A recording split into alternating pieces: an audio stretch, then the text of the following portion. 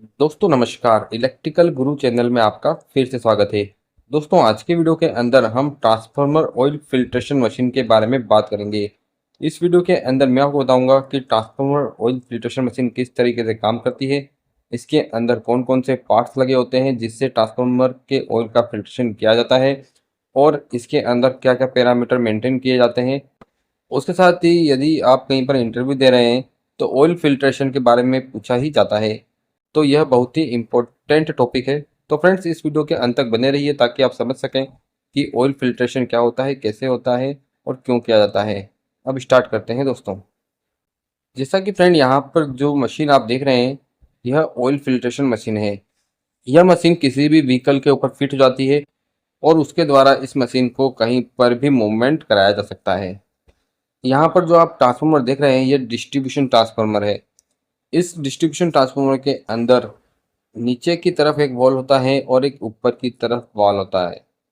इस oil filtration machine से जो पाइप निकलते हैं वह एक ट्रांसफार्मर में ऊपर वाले वाल्व में जुड़ जाता है और एक पाइप नीचे वाले वाल्व में जुड़ जाता है।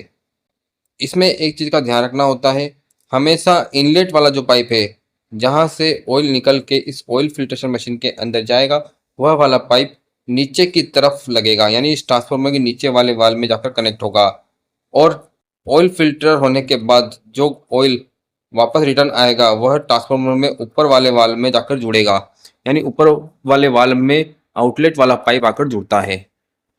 ऐसा इसलिए किया जाता है कि ट्रांसफार्मर के अंदर जो भी एब्नॉर्मलिटीज होती है, जो भी स्लज होता है, जो भी पार्टिकल्स, फॉरेन पार्टिकल्स होते हैं, वह ट्रांसफार्मर के तले में आकर जमते हैं और ट्रांसफार्मर के तले में होने की वजह से इनपुट वाला पाइप यहाँ पर लगाया जाता है ताकि वह सारे स्लज को, सारे एब्नॉर्मलिटीज को खींच के ऑयल फिल्ट्रेशन मशीन के अंदर भेज दे। उसके साथ ही जितने भी तरल पदार्थ हैं उनकी एक प्रॉपर्टी होती है कि यदि उन्हें गर्म किया जाता है तो वह ऊपर की तरफ मूवमेंट करते हैं। तो इसीलिए ट्रांसफार्मर फिल्ट्रेशन मशीन के अंदर ऑयल को 60 से 65 डिग्री तक गर्म किया जाता है और इसे ऊपर वाले वाल्व से ट्रांसफार्मर में डाला जाता है ताकि गर्म ऑयल जो है उसकी प्रॉपर्टी के अनुसार वह ऊपर ही रहता है और जो ट्रांसफार्मर के अंदर पुराना ठंडा ऑयल है वह ट्रांसफार्मर के नीचे की तरफ से इनलेट वाल्व के द्वारा फिल्ट्रेशन मशीन के अंदर जाता रहता है। अब यहाँ पर आप देख सकते हैं, यह ऑयल फिल्ट्रेशन मशीन का कंट्रोल बोर्ड है और इसी कंट्रोल बोर्ड के अंदर सिंगल लाइन डायग्राम भी बताया गया है। अभी यहाँ पर आप देख सकते हैं, यहाँ पर इनलेट वाल्व दिया गया है। अब आप देख सकते हैं यहाँ पर जो दो पाइप लगे हैं, इनमें से ये वाला जो पाइप है यह इनलेट वाला पाइप है, यानी ट्रांसफार्मर का जो नीचे से ऑयल निकल रहा है वह इस पाइप के द्वारा इस ऑयल फिल्ट्रेशन मशीन के अंदर आया है। और अब आप सिंगल लाइन डायग्राम में देख सकते हैं, यह जो ऑयल है यह आगे की तरफ गया है। आगे की तरफ एक पंप लगा होता है और उस पंप के द्वारा यह ऑयल सक्शन होता है और सक्शन होने के बाद यह ऑयल हीटर के अंदर जाता है। हीटर के अंदर 3 स्टेज है, स्टेज 1, स्टेज 2, स्टेज 3। हीटर आप देख सकते हैं यहाँ पीछे की तरफ लगाया गया है और इन तीनों हीटर के अंदर ऑयल को भेजा जाता है। इस हीटर के अंदर ऑयल को गर्म किया जाता है। ऑयल का टेम्परेचर 60 डिग्री से 65 डिग्री तक मेंटेन किया जाता है। यहाँ पर आप 3 स्टेज देख सकते हैं, स्टेज 1, स्टेज 2, स्टेज 3। तो ये तीनों अलग अलग चैम्बर्स होते हैं हीटर के अंदर। स्टेज 1 के अंदर पहले ऑयल जाएगा, फिर स्टेज 2 के अंदर ऑयल जाएगा, फिर स्टेज 3 के अंदर ऑयल जाएगा और तीनों के अंदर हीटर लगे हुए हैं और 60 से 65 डिग्री तक टेम्परेचर मेंटेन करते हैं। इस हीटर के बाद ऑयल निकल के इन प्री फिल्टर और स्टेनर्स के अंदर चला जाता है। यहाँ पर जो प्री फिल्टर लगा है उसे स्टेनर कहा जाता है। यह ट्रांसफार्मर ऑयल फिल्ट्रेशन यूनिट में सक्शन लाइन पर लगा हुआ होता है। इसका मेन काम है ऑयल में मौजूदा बड़े कणों को रोकना, जैसे dust, sludge, metallic particles etc.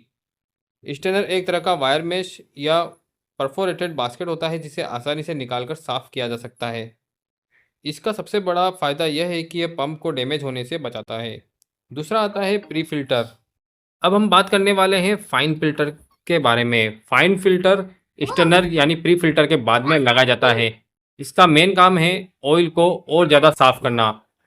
Fine filter fine particle जैसे स्लज, कार्बन डिपॉजिट्स और फाइबर्स को रोक लेता है। यह 5 माइक्रोन से लेकर 25 माइक्रोन तक के मटेरियल को आसानी से रोक लेता है। यहाँ से ऑयल निकल के डिगेसिंग चैम्बर में चला जाता है। डिगेसिंग चैम्बर को वैक्यूम चैम्बर भी कहा जाता है।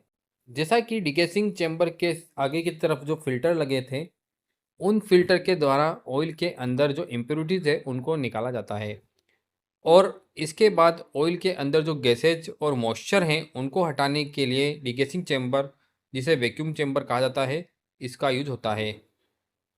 जैसा कि यदि सिंपल शब्दों में हम बात करें तो ऑयल के अंदर जो डिजोल्व गैसेस हैं और मॉइस्चर हैं उनको इस चैम्बर के द्वारा रिमूव किया जाता है। अब हम समझ लेते हैं कि डिगेसिंग चैम्बर का वर्किंग प्रिंसिपल कैसा होता है। जैसा कि प्री फिल्टर और फाइन फिल्टर से ऑयल निकलने के बाद डिगेसिंग चैम्बर में ऊपर की तरफ से आता है। ऊपर की तरफ से स्प्रे और थिन फिल्म के रूप में यह ऑयल नीचे की तरफ गिरता है, जो कि आप यहाँ वीडियो के अंदर भी देख सकते हैं। डिगेसिंग चैम्बर में वैक्यूम को मेंटेन करने के लिए वैक्यूम पंप लगाए गए हैं, जैसा कि आप यहाँ पर देख सकते हैं। जैसे ही गर्म ऑयल वैक्यूम के कांटेक्ट में आता है, यानी डिगेसिंग चैम्बर के अंदर आता है, तो उसमें घुला हुआ मॉइस्चर तुरंत वेपोराइज हो जाता है। उसके साथ ही डिजोल्व गैस जैसे oxygen, hydrogen, nitrogen, carbon dioxide, hydrocarbon भी बाहर निकल जाते हैं। ये सभी मॉइस्चर और गैसेज यहाँ से बाहर निकल जाती हैं। इस डिगेसिंग चैम्बर के अंदर वैक्यूम को मेंटेन करना होता है। वैक्यूम का जो लेवल है वह 760 mmHg से लेकर 750 mmHg तक रहना चाहिए। mmHg का फुल फॉर्म होता है मिलीमीटर ऑफ मरकरी। यहाँ से ऑयल फिल्टर होने के बाद आउटलेट पंप के द्वारा वापस से ट्रांसफार्मर में फिट कर दिया जाता है। ट्रांसफार्मर में ऊपर वाला जो वाल्व लगा होता है उससे इस ऑयल को फिट किया जाता है। ट्रांसफार्मर ऑयल फिल्ट्रेशन करने से बहुत सारे फ़ायदे होते हैं। जैसा कि ट्रांसफार्मर ऑयल के अंदर जो नमी होती है वो निकल जाती है, जिससे ट्रांसफार्मर की इंसुलेशन क्षमता बढ़ती है। ट्रांसफार्मर का बीडीबी वोल्टेज बढ़ जाता है, यानी ब्रेकडाउन वोल्टेज में काफ़ी इंप्रूवमेंट होता है। ट्रांसफार्मर ऑयल में जो डिजोल्व गैस होती है जैसे हाइड्रोजन, ऑक्सीजन, कार्बन डाइऑक्साइड, यह फिल्ट्रेशन करने से बाहर निकल जाती है। ट्रांसफार्मर के अंदर जो गंदगी और स्लज बनना होता है वह ट्रांसफार्मर ऑयल से बाहर निकल जाता है। इससे ट्रांसफार्मर के अंदर जो इंसुलेशन लगे होते हैं जैसा कि पेपर इंसुलेशन, उसकी लाइफ बढ़ती है। इससे ट्रांसफार्मर फेलियर कम होता है, जैसा कि खराब ऑयल की वजह से फ्लैश ओवर और फेलियर हो सकता है। फिल्ट्रेशन करने से यह खतरा कम हो जाता है। इससे ट्रांसफार्मर की लागत कम हो जाती है। जैसा कि नया ऑयल डालने की बजाय यदि हम पुराने ऑयल का ही फिल्टर करें तो खर्च काफ़ी कम आता है, साथ ही ब्रेकडाउन और रिपेयरिंग का खर्चा भी बच जाता है। यह एक सुरक्षित और भरोसेमंद ऑपरेशन है। जैसा कि फिल्ट्रेशन के बाद ट्रांसफार्मर सुरक्षित और भरोसेमंद तरीके से काम करता है, जिससे बिजली की सप्लाई लगातार और बिना रुकावट के बनी रहती है। तो फ्रेंड, इस वीडियो के माध्यम से आप समझ गए होंगे कि ट्रांसफार्मर ऑयल फिल्ट्रेशन क्यों ज़रूरी है, ट्रांसफार्मर ऑयल फिल्ट्रेशन क्यों कराया जाता है, इसको कराने का क्या क्या फ़ायदा है और कैसे करते हैं। तो फ्रेंड, यह वीडियो आपको कैसा लगा कमेंट सेक्शन में ज़रूर बताइए। इसी तरह के वीडियो चाहते हैं तो मेरे चैनल को सब्सक्राइब कर लीजिए और इस वीडियो को शेयर करना ना भूलिए। थैंक यू दोस्तों, thank you so much for watching my video, thank you so much for watching my video. जय हिंद, जय भारत।